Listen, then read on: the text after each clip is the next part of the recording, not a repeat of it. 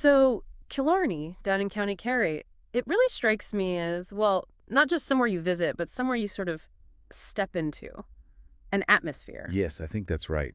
It holds on to that 19th century feel, doesn't it?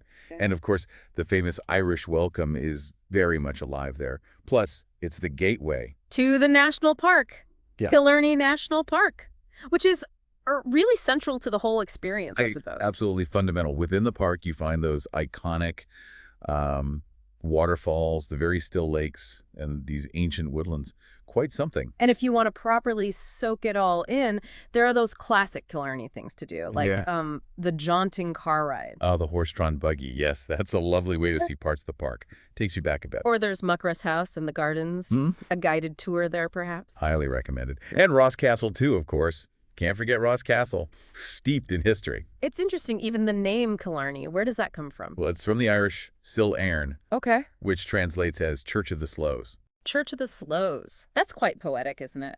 Conjures up an image of the landscape. It does. It feels fitting for the place.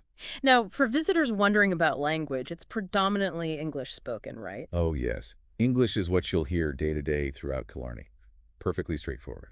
But you might perhaps catch a bit of Irish Gaelic. You might, yes. Maybe in some of the smaller shops, or if you head out into the more rural spots nearby. And, the Dingle Peninsula isn't too far off. Ah, right, a real stronghold of the language. Exactly. But in Killarney town itself, English is the norm. And safety. Is it generally considered a safe place for visitors? Very much so.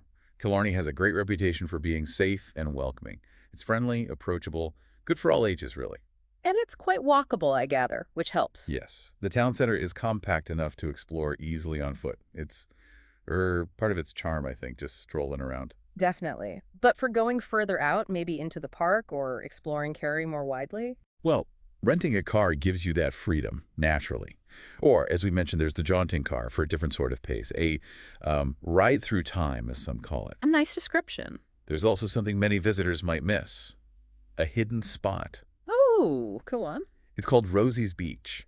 It's not a seaside beach, obviously, but a small beach on the edge of one of the lakes. A real local favorite, apparently. Rosie's Beach. Right. So tucked away somewhere in the park. Exactly. You can just picture it, can't you?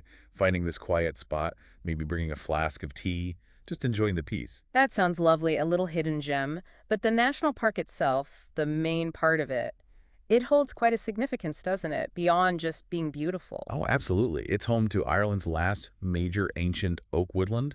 We're talking about 100,000 acres of it. 3,000 acres. Wow, that's substantial. It is. Some people describe it as a green cathedral. You can understand why when you're there. That atmosphere. Mm-hmm. It's easy to see why it might inspire poets. A green cathedral. I like that. It captures that sense of stillness and, well, majesty, perhaps. There's a saying about the park that I think sums it up rather well. What's that? If peace had a postcode, it might be here. That really does get to the heart of it, doesn't it? That sense of tranquility. It does. Yeah. So Killarney, it's more than just worth visiting. Yeah. It's perhaps worth remembering. It connects to that Ireland you read about, the one in stories and songs. A timeless quality. Precisely. And speaking of visiting Ireland, it's probably worth mentioning, especially for popular places, not just Killarney, but think Cliffs of Moher, Rock of Cashel. Yes. It really is wise to book things in advance, isn't it? Particularly during the main tourist seasons. Oh, definitely. It just helps avoid disappointment and, frankly, makes for a much smoother trip if your key visits are secured. Right. And for anyone wanting more insights and ideas for planning their own trip to Ireland, subscribing to the Love Ireland newsletter is a good shout. A good resource, yes. Because places like Killarney, they really do seem to capture something essential about Ireland, don't they? That unique spirit.